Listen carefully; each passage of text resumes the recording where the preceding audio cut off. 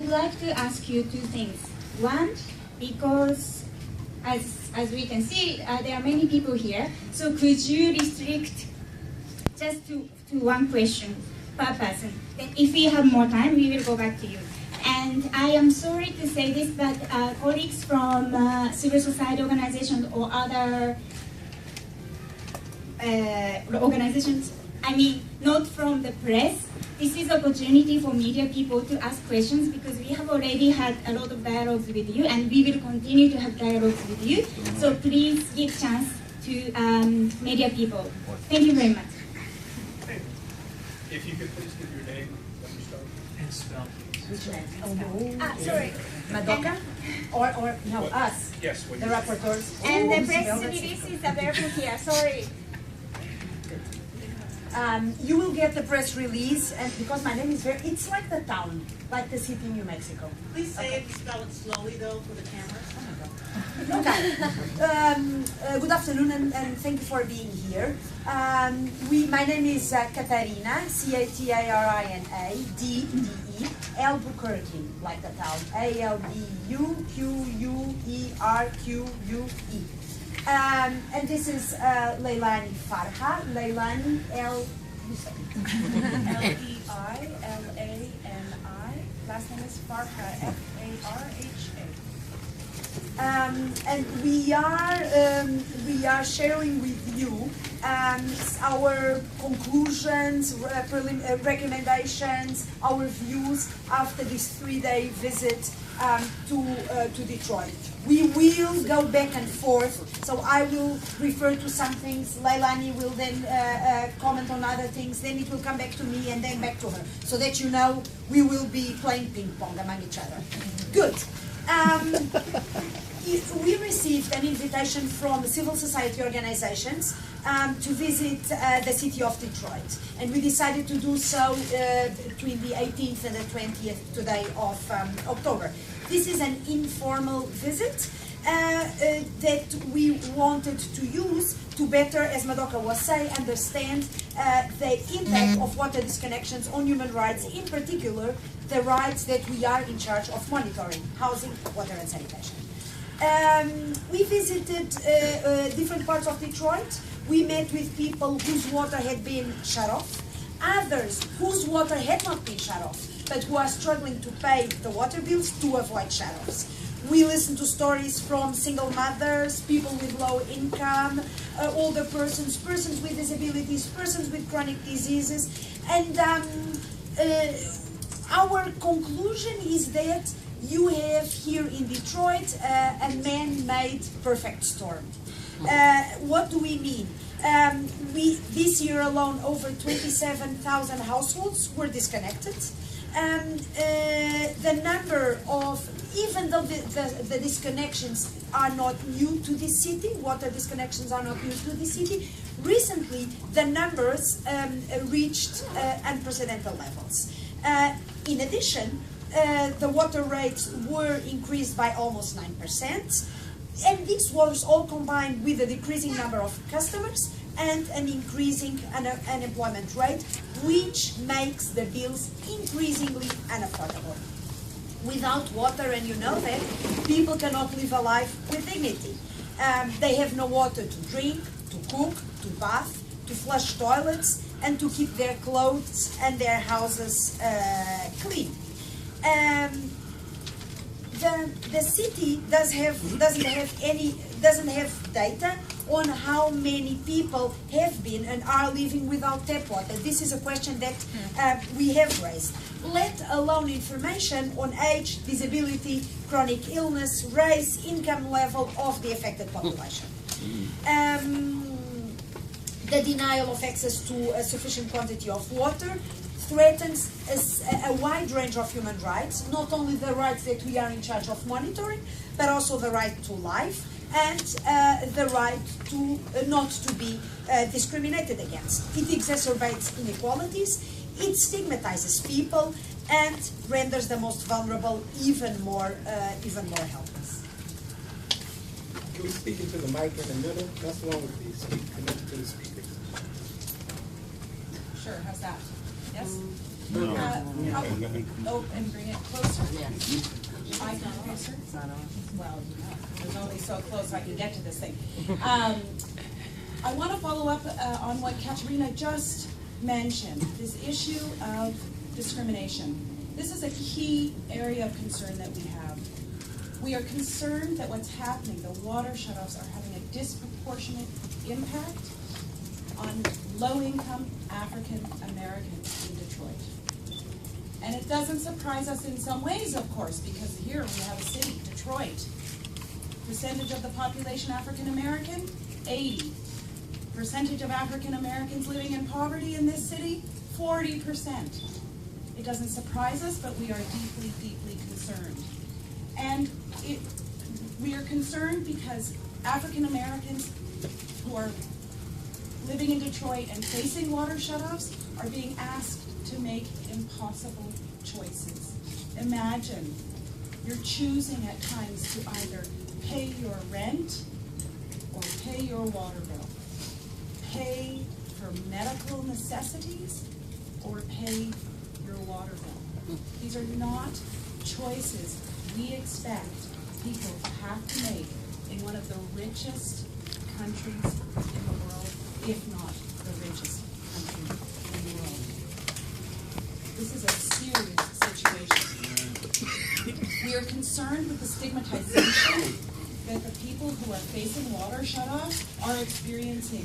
A blue mark on the sidewalk announcing to the public, the neighborhood, your community, your friends, that you have an inability to pay.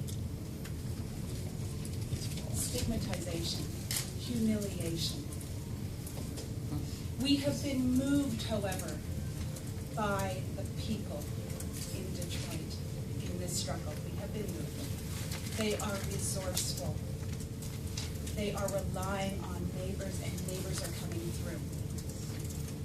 We wanted to underscore, however, the human rights implications and obligations here. The United States has ratified instruments, international human rights instruments, that commit the United States to ensuring everyone has the right to life and security of the person, that everyone should have access to housing and water in a non-discriminatory manner. The United States has ratified a convention that talks about the elimination of racial discrimination.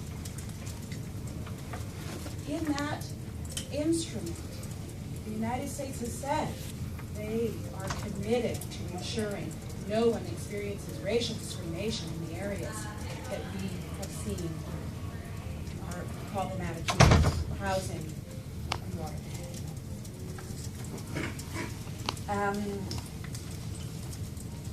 When we talk about the human rights to water and sanitation, which is a right that was explicitly and proudly recognized by the US government at the United Nations, this has a meaning. This has a very concrete meaning. It cannot be seen as an empty promise. And it does not mean the right to water and the right to sanitation does not mean that water has to be given for free. In the 3 days that we were here, nobody, even the poorest persons we met with, nobody asked us for free water.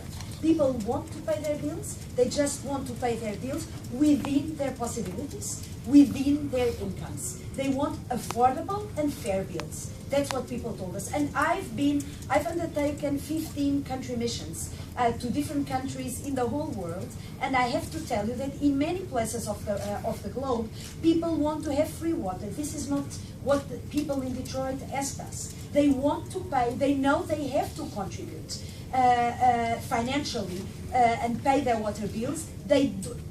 The only thing they want is justice and affordable bills. And I have to say this is in full conformity with what human rights mean. The human rights to water and sanitation mean that these services should be affordable, They should not lead people to make impossible choices, as the ones Leilani was referring to, or force people to lower their consumption levels to a level that is below human necessities. If a mother tells me, I don't boil rice because I don't cook food that needs water and that makes water evaporate, then we have a problem. I don't flush the toilet because I cannot afford the water, then we have a problem. And we might have dire consequences in terms of public health, as you know. So we are talking about affordability, we are talking about quality, we are talking about accessibility. The water has to be available inside the household.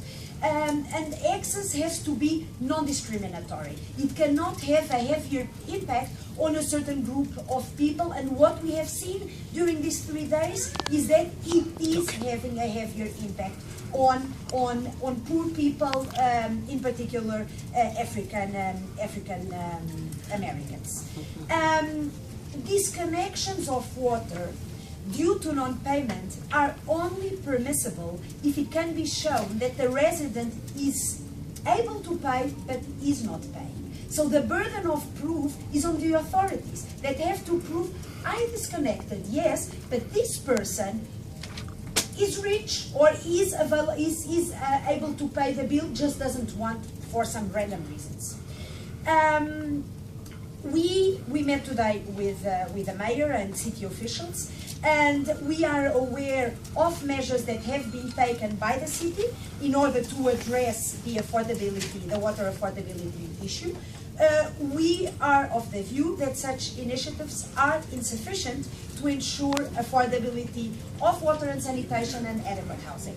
The mayor's 10-point plan, for instance, does not seem to take into consideration the ability to pay of chronically low-income persons, to pay their water bills and to pay the arrears. We want to also to put this visit in perspective. We knew the United States. Leilani's mandate and myself, we have been here on mission before to look at the whole situation, in my case, of access to water in the whole country. I knew that there were disconnections taking place in the US. I was in contact with civil society organizations. We received complaints. We wrote letters of allegation. We issued press statements. But I have to say that we were shocked, impressed by the proportions of the disconnections and by the way that it is affecting the weakest, the poorest, the most vulnerable, the people in the most difficult situations.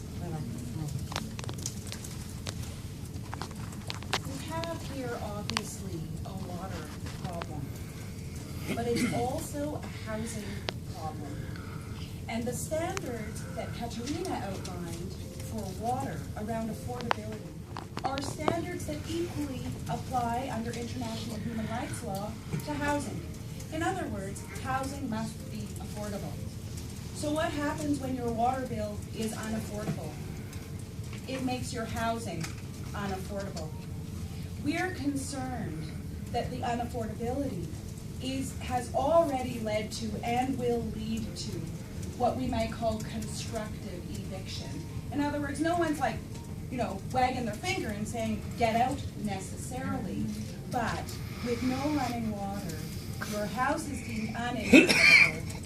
It is an impossible living situation, and many tenants and residents may feel the need to leave. And when they leave, they are risking what? Homelessness. This is definitely of concern, and as I said, the affordability standard is a key standard with respect to the right to adequate housing, and so is security of tenure. It is the cornerstone. I mean, if you think about, what makes your housing, what makes it feel good to come home? It's that feeling that you're not going to have to leave unexpectedly tomorrow. And with the water shutoffs, a whole lot of residents of Detroit do not have that feeling of security. We talk to residents who feel like they don't know how long they're going to be able to maintain their residence. And before we move to some of the recommendations that we want to make, as I was saying, the human rights, they entail a package. So when you say right to water, right to housing, it entails affordability and quality and accessibility, etc. But it also entails non-discrimination, as we said, but also a right to information and the right to justice, access to remedies. And this is another thing that we felt is missing in this case. We heard testimonies from residents about lack of information about the shutoffs, confusion regarding the water bills, and notices of unpaid bills. And we think that this lack of information and the lack of due process in the way some of the disconnections are undertaken leads to fear. So if you ask me what was the thing that impressed me more here, besides what I said before, it's the fear. People fear that their kids are taken away from them. People fear because it's Sunday, that tomorrow it's Monday, I can be disconnected. People fear when they open an envelope with a water bill, because it can be a similar amount to what I had last month, but it can be several times more. It's a constant fear people live with when it comes to the right to water and sanitation, which is connected to lack of information and also a lack of due process in dealing with disputes regarding your bills. So we have a set of recommendations. First, we suggest that the City of Detroit restores water connections to all residents unable to pay, and also